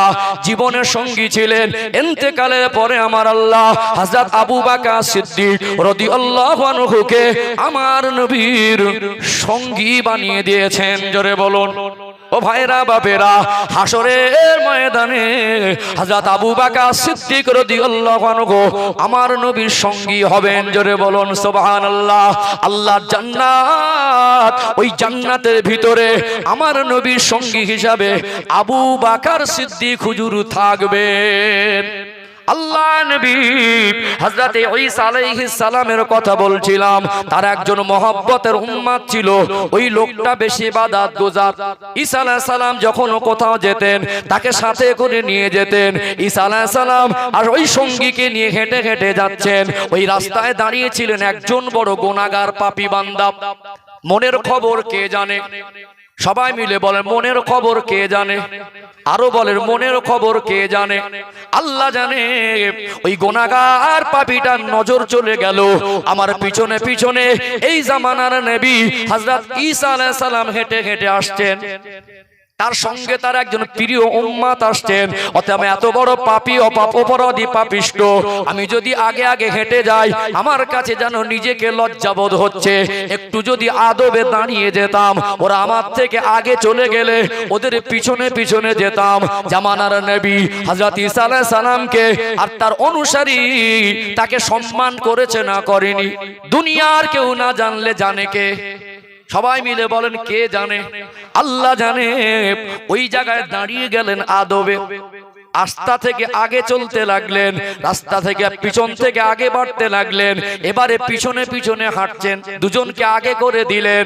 এবারে যে লোকটা ঈসা আলাইহিস সালামের সঙ্গী ছিলেন বারবার পিছন ঘুরে ঘুরে দেখে এই লোকটা ওর এলাকার লোক, বারবার নাক মুখ সিটকানো ভাব ভাব, মনের মধ্যে এই রকম খেয়াল করছে আমি কত বড় বেশি ইবাদতকারী, আমি একজন নবীর সঙ্গে সঙ্গে ঘুরি। আর এই লোকটা এ হলো বদ মানুষ, এ হলো খারাপ মানুষ, ওকে অন্তর দিয়ে ঘৃণা করেছে, আরে ইবাদতের জন্য একটু অহংকার করেছে মনে মনে। যে আমি বড় ইবাদত গুজার, আমি বড় নেককার, আমি বড় আল্লাহর প্রিয়, এই অহংকারটা আমার আল্লাহ সহ্য করলেন না। আল্লাহ দয়াময় জিবরাইল আমিনকে ডাক দিলেন, ও ফেরেশতা জিবরাইল, জান জান আমার হাবিব আমার নবী ঈসাকে গিয়ে বলে দেন, আমার নবী ঈসা আলাইহিস সালামকে গিয়ে বলবেন যে লোকটা আদবে সম্মানে দাঁড়িয়ে গেছে, আমার নবী ঈসা আলাইহিস সালাম তার সঙ্গীকে সম্মান করেছে, ওর জীবনের জিন্দেগির গুনাহ আমি আল্লাহ দয়াময় ক্ষমা করে দিলাম। আদব করার কারণে আল্লাহ খুশি হয়েছে, জীবনের গুনাহ মাফ করে দিয়েছেন। জোরে বলুন, ও ফেরেশতা জিবরাইল, জান জান আমার নবী ঈসাকে সাথে সাথে শুনিয়ে দেন, ওই লোকটা দুজন নেককারকে সম্মান করেছে, আর এই সাথে সাথে এই লোকটা বারবার ওর দিকে ফিরেছে, নিজেকে বড় ইবাদত গুজার মনে করেছে, নিজেকে বড় মহান মনে করেছে, আর আমার ওই বান্দাকে ঘৃণা করেছে। ওই বান্দাকে জানিয়ে দেন, ওই ইবাদতের গরম অহংকার ওর মনে থাকার কারণে আমি আল্লাহ ওর জীবনে যত নেক আমল করেছে সব নেক আমলগুলোকে বরবাদ করে দিলাম। আপনি যদি ইবাদতেরও গরম দেখান, ইবাদতেরও যদি গরম মারেন, আল্লাহ অসন্তুষ্ট হয়ে যাবে। যত বড় নামাজি হন, তাহাজ্জুদ গুজার হন, সৎপথে চলেও 70 বার হজ করেও আপনার ইবাদতের জন্য অহংকার করা যাবে না। ইন্নাহু লা ইউহিব্বুল মুস্তাকবিরিন, নিশ্চয়ই আমার আল্লাহ অহংকারীকে পছন্দ করেন না। আছে না কিছু মানুষ 2-4 দিন একটু ইবাদত গুজার হয়ে গিয়ে তার ভিতরে অহংকার এসে যায়। আমরা বলতে পারবো আমার এই ইবাদতটা কবুল হয়েছে? বলতে পারবো? আল্লাহ যদি মনে করেন নাজাত দেবেন, আল্লাহ পাক ছোট্ট একটা আমলকে কবুল করে ওটা নাজাতের ওসিলা করে দেবেন। আল্লাহ যদি মনে করে ধরবেন, সামান্য জিনিসে ধরে দেবেন। কিছু করার আছে? আছে? তাহলে অহংকারী মানুষের জন্য মানায় না, অহংকার মানুষের জন্য নয়। কোন পর্যায়ে এসে অহংকারী হওয়া যাবে না। আল্লাহ চাদর টানাটানি করে ইবাদত করেও তুমি আল্লাহর প্রিয় বান্দা হতে পারবে না। আরেকটা পয়েন্ট বলি অহংকার সম্পর্কে, আরেকটা পয়েন্ট বলি, বুঝতে পারছেন? ক্ষমতার বল, ক্ষমতার অহংকার দেখানো, ক্ষমতা পেয়ে অহংকার দেখানো যাবে না। টাকার মালিক হয়ে অহংকার দেখানো যাবে না। ইবাদত করে অহংকার দেখানো, এমনকি জ্ঞানী হয়েও জ্ঞানের অহংকার দেখানো। এখানে একটু সূক্ষ্ম বিষয় বুঝবেন, এই পয়েন্টটা যেটা বলবো একটু সূক্ষ্মতা আছে, কারণ একটু নেগেটিভ পজিটিভ ভালো করে না জানলে এখানে ভুল বুঝলে কখনো ঈমানের খাতরা এসে যেতে পারে। ভাইটাল পয়েন্ট আমি বুঝিয়ে দেবো ইনশাআল্লাহ, যাতে কারো অসুবিধা না হয়। আরে তাকবীর দেন, নারে তাকবীর। মাশাআল্লাহ, ভালো লাগছে। আমি যখন ফার্স্ট টাইম আসলাম বলি আমি তো শেষ বক্তা, আর মাঝে মাঝে যেভাবে ছড়িয়ে ছিটিয়ে আছে কি হবে, তারপরও খাইয়ে দিয়ে দোয়া করে দেবো নাকি? যখন আমি ফার্স্ট টাইম স্টেজে এসেছি, বলে এত বড় মাহফিল, এত সুন্দর সাজানো, লাইটিং, প্যান্ডেল, স্টেজটা খুব ভালো করে সাজিয়েছেন, লোকজন কই? ভাবছিলাম আল্লাহ যাকে তৌফিক দেয় এটা তার খুশনসিব। আমাদের ছেলেগুলো এখন ছেড়ে দিলে বাড়ি গিয়ে 8 ঘন্টা মোবাইল ঘাঁটবে। কি ঠিক বললাম নাকি? ওকে ছেড়ে দিলেও এখন ঘুমোবে না, 8 ঘন্টা ঘাঁটবে, তারপরে ঘুমাবে। একটা সময় ছাড়লে 8 ঘন্টা জাগবে, দুটো সময় ছাড়লে 8 ঘন্টা জাগবে। ওর থেকে এখানে একটু বসে আছেন, অসুবিধা হচ্ছে? সব দিন তো সুযোগ হয় না, হয় কি সব দিন? একটু সামান্য আর একটা লাস্ট পয়েন্ট তুলে ধরবো ইনশাআল্লাহ। একটু দেখবেন মাঝে মাঝে একটু জ্ঞান হয়ে গেলে, শিক্ষা হয়ে গেলে শিক্ষারও গরম মারে। কি শরীয়তের শিক্ষা, কি জেনারেল শিক্ষা। জ্ঞানী হয়ে গেলে জ্ঞানীদের ভিতরে অহংকার থাকে না। জ্ঞানের 3টে স্তর। কটা স্তর? জ্ঞানের 3টে। প্রথম স্তরে পৌঁছালে মানুষ অহংকারী হয়। কি হয়? প্রথম স্তরে পৌঁছালে মানুষ অহংকারী হয়। দ্বিতীয় স্টেপে পৌঁছালে ও জ্ঞান অর্জনে আগ্রহী হয়। কি হয়? জ্ঞান অর্জনে ওর মনে হয় যে পিপাসা লেগেছে, আরো জ্ঞান দরকার। লাস্ট স্টপেজ, অতএব 3 নম্বর স্টপেজে পৌঁছালে ও মনে করে আমি কিছুই জানি না। আর যারা একটু লাপায়, একটু বাড়াবাড়ি করে, ওরে সর্বনাশ, 2 পাতা শিখে এমন ভাব নেয় ওর আচ্ছা আলেমদের মানুষ মনে করে না।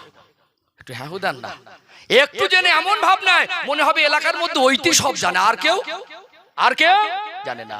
জ্ঞানের স্তর হচ্ছে 3টে। প্রথম স্তর আসলে কি হয়? অহংকারী। একটা চমৎকার উদাহরণ দিই, একটা চমৎকার আমি ভাবি উদাহরণ দিই, একটা চমৎকার।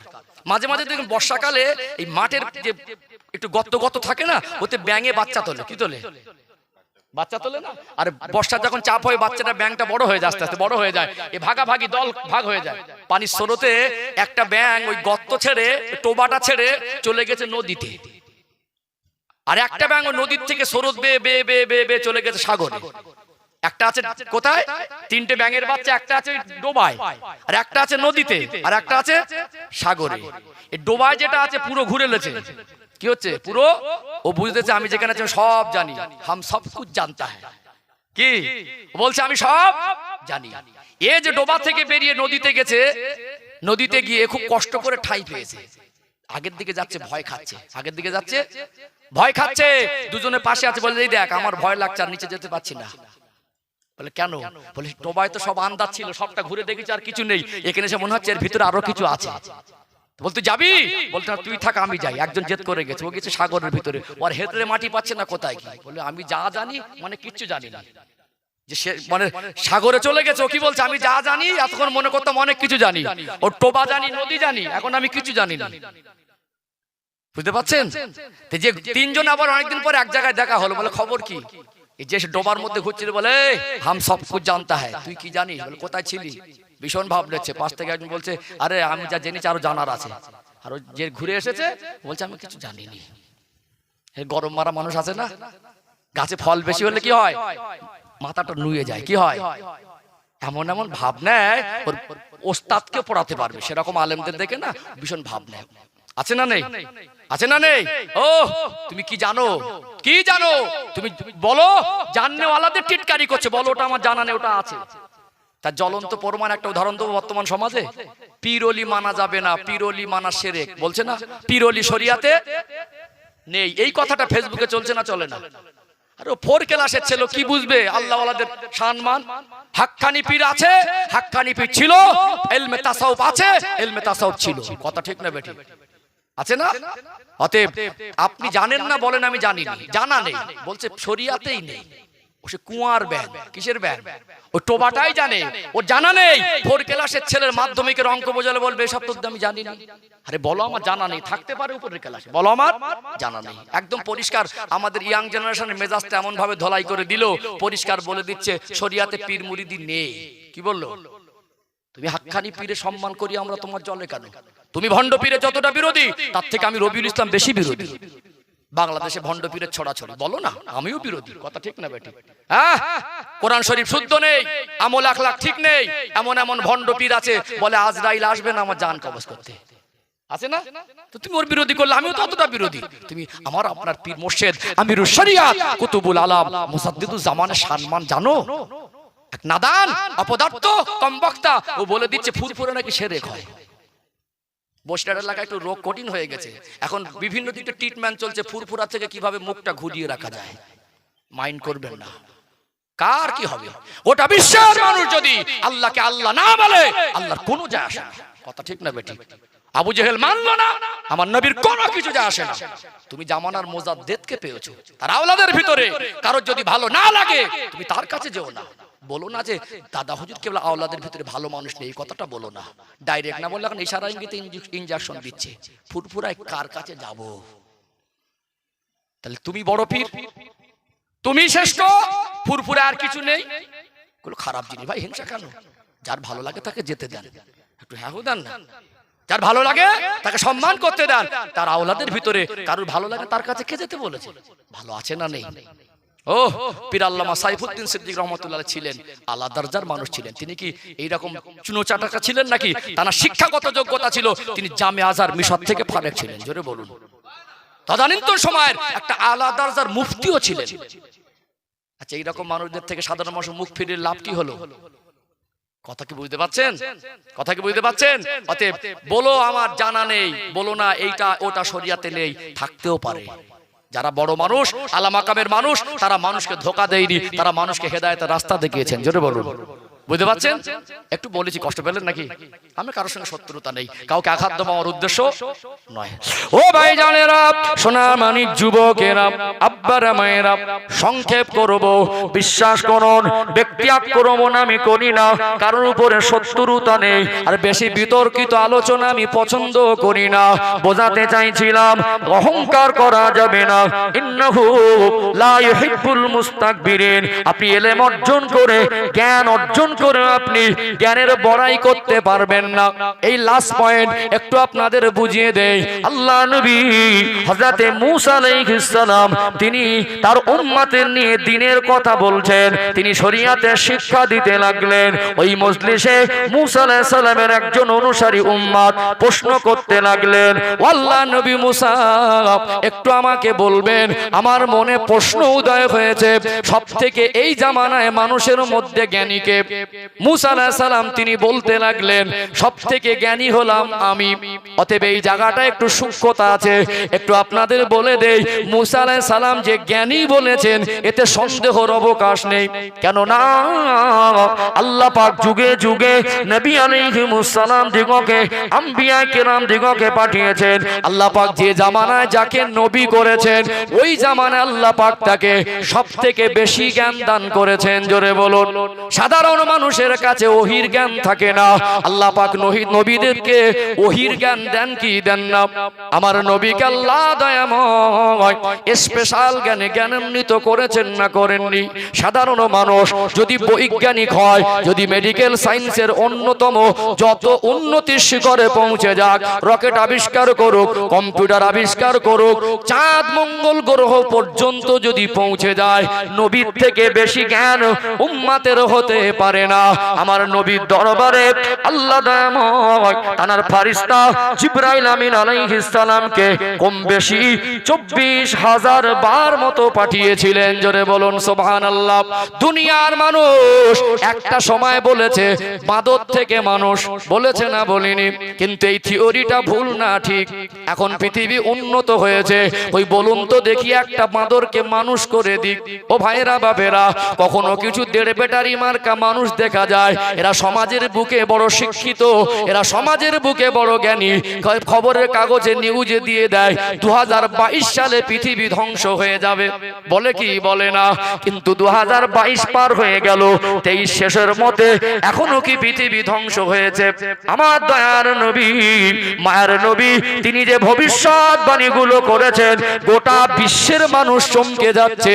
আল্লাহ নবী জবানে বর্ণিত একটা সেন্টেন্স, একটা বাক্য, একটা শব্দ, একটা ওয়ার্ডকে পৃথিবীর মানুষ ভুল প্রমাণ করতে পারেনি, কিয়ামত পর্যন্ত পারবে না। জোরে বলুন সুবহানাল্লাহ। নবীদেরকে আল্লাহ শ্রেষ্ঠ জ্ঞান দান করেন। নবীদের যে ওহির জ্ঞান থাকে, আল্লাহ প্রদত্ত যে জ্ঞান পায়, এটা সাধারণ মানুষের ভিতরে থাকে না। মূসা আলাইহিস সালাম যেটা বলেছিলেন আমি বেশি জ্ঞানী, কথাটা কিন্তু 100% ঠিকই বলেছিলেন, তথাপিও আমার আল্লাহর পছন্দ হলো না।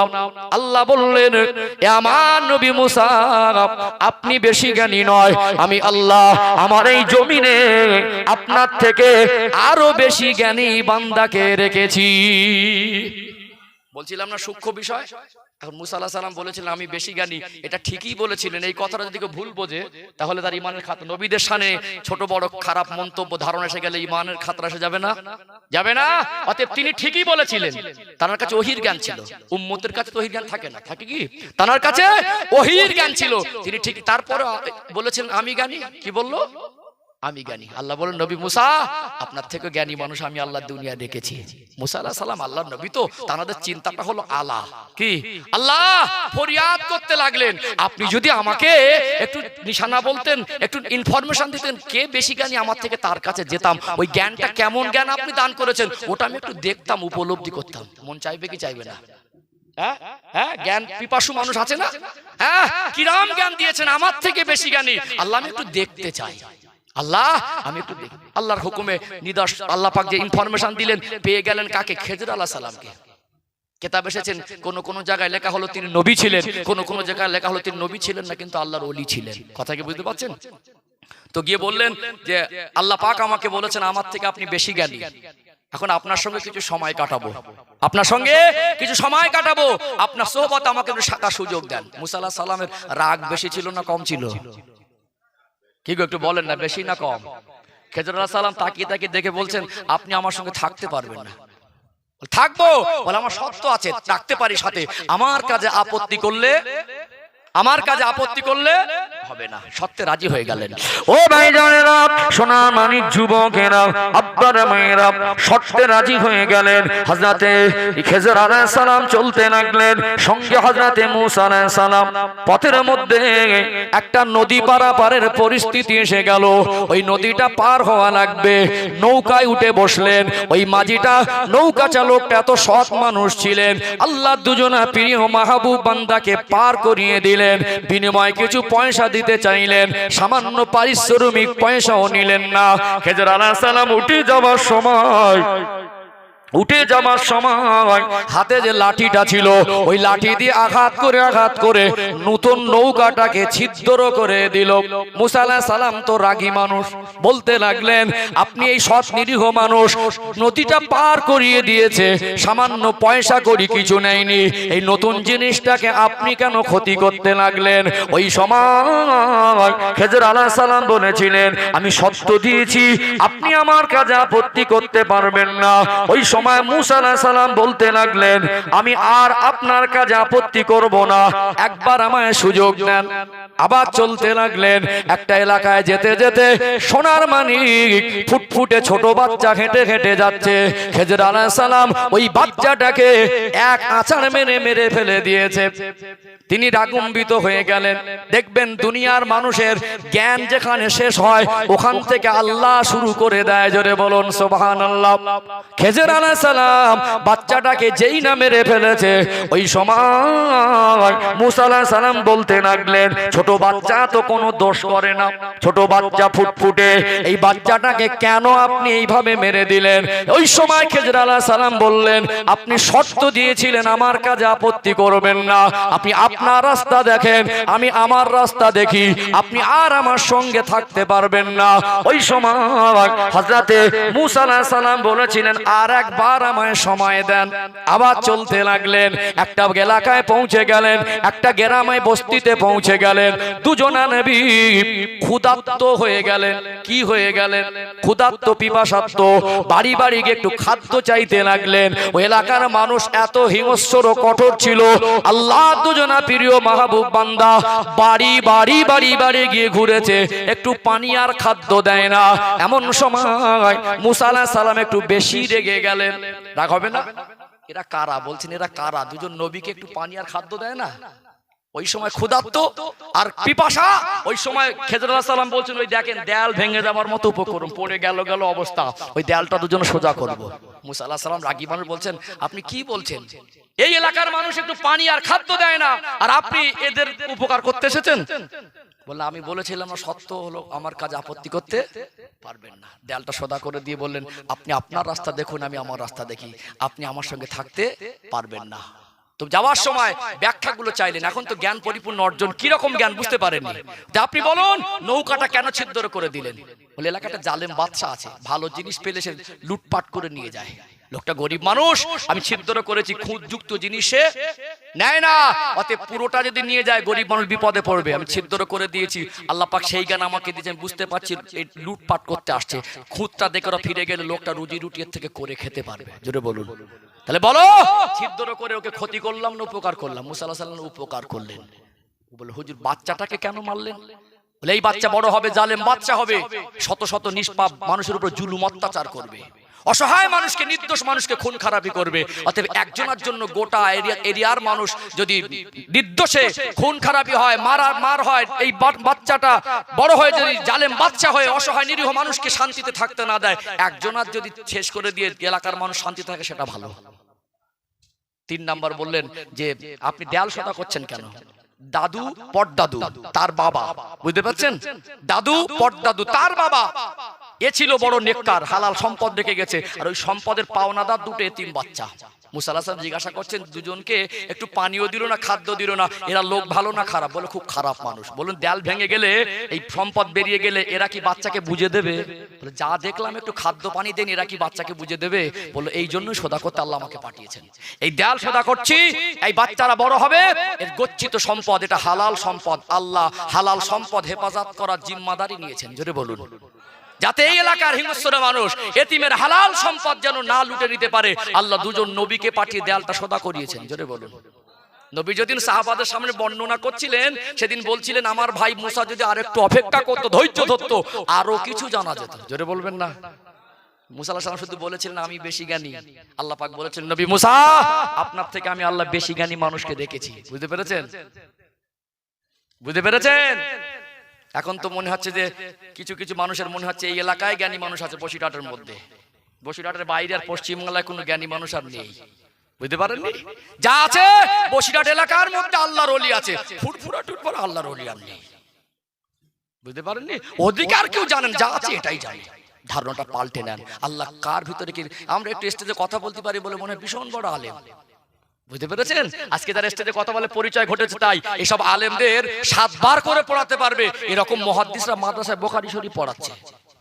একটা স্টেজে কথা বলি, বক্তা বসে পরিচয় হয়েছে বলে আমাদের মানুষ চেনে বলে ওর যোগ্যতা অনেক, ওর মতো যোগ্যতাশালী হুজুরকে এর 10 বার পড়াতে পারবে, সহবাতে বসে ওর ভুল ধরে দেবে, এরকম হুজুররা বুখারী শরীফ পড়াচ্ছে।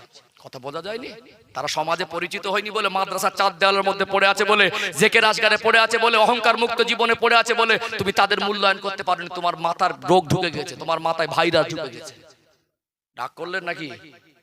হ্যাঁ, অহংকার করা, বলেন অহংকার করা সমাপ্ত করব।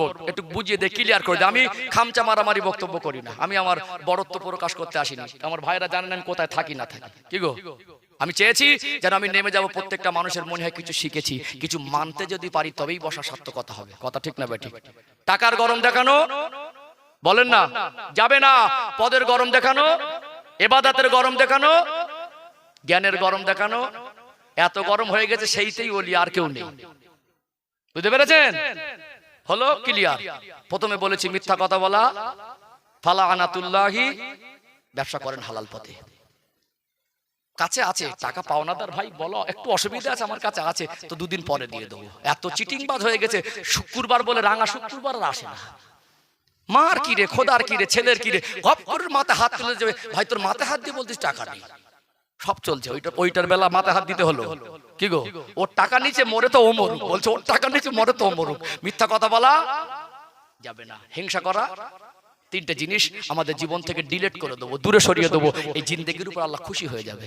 আল্লাহ পাক আমাদের আমালে জিন্দেগিতে শরিয়াতে যে শিক্ষাগুলো অর্জন করেছি সেগুলো আল্লাহ পাক আমল করার তৌফিক দান করেন। বলেন আল্লাহুম্মা আমিন, বলেন আল্লাহুম্মা আমিন। বিভা গ্রামের মানুষ বিশ্বাস করুন খুব ভালো লেগেছে, ভালোবাসা পেয়েছি। এলাকায় একটু কম থাকি, ভাইয়েরা বলেন হুজুর একবার আসেন, ভালো লেগেছে আলহামদুলিল্লাহ। এত সুন্দর পরিবেশ, যেভাবে শেষ পর্যন্ত আপনারা সময় দিলেন, আমি কিছু খুশি হই না হই কোনো যায় আসে না, বিশ্বাস করুন আমার আল্লাহ খুশি হয়েছে, আল্লাহ খুশি হয়েছে। প্রাণ ভরে দোয়া করি আল্লাহ পেফা গ্রামে শান্তি, রহমত, বরকত 3টি নাজিল করেন। বলেন আল্লাহুম্মা আমিন। আল্লাহ আমাদের কমিটি ভাইদের, গ্রামবাসীকে কবুল করেন। বলেন আল্লাহুম্মা আমিন। বেশি সময় নেব না, বোঝেন সব। দান তুলতে গিয়ে কেঁদে কেঁদে গজল বলতে হয় না। কি গো, দান তুলতে গিয়ে বানিয়ে বানিয়ে বলার কিছু নেই, সবই জানি। দান করলে আল্লাহ 3টে জিনিস নিয়ামত দেবেন। করা দেবেন, করা দেবেন। দেখুন একটা কথা বলে নেই, চিন্তা করছেন এইবারে হুজুর 2 ঘন্টা ওয়াজ শুনলাম, আবার দান দিতে হবে? দিতে হবে না আপনাকে। কে বলেছে আপনাকে দান দিতে হবে? আল্লাহ যদি আপনার অর্থ কবুল করে তবে তো দেবেন নাকি? টাকা থাকলে হজ হয় না, আর টাকা থাকলে একটু হ্যাঁ দেন না, টাকা থাকলে হজ হয় না, টাকা থাকলে দান হয় না। মসজিদ হবে এলাকায়, একা মসজিদ করে দিতে পারবে, গিয়েছে মাত্র 500 টাকা দিয়েছে, একটু হ্যাঁ দেন না। হ্যাঁ, গরিব মানুষ বলছে আমি 10,000 দেবো। আল্লাহর কাজ আল্লাহ যাকে ভালোবাসে তার দ্বারাই করায়। কথা ঠিক না বেঠিক? হ্যাঁ, 30 টাকা দিচ্ছে চাঁদা, 30 টাকা। একটা খেটে খাওয়া মানুষ, ও ঋণী, ও দিচ্ছে 500 টাকা, আর যার টাকা জমা আছে সাতলা পড়ে যাচ্ছে তো 30 টাকা, যাকাতও দেয় না। আছে না নেই? আছে না নেই? আল্লাহ দেনেওয়ালাদের থেকে আল্লাহ করিয়ে নেয়। বলুন কোনদিন জলসা মাহফিলে বাধা হয়েছে? ছেলেটা কাজে লেগেছে দিনের কাজে, আর ওটা পরিপূর্ণ হয়নি, কোনদিন দেখেছেন? দেখেছেন? আল্লাহ করিয়ে নেয়। কি করে? আল্লাহ করিয়ে নেন। দান করলে, দান করাটা কঠিন নয়, দান করলে কমে না, এই বিশ্বাস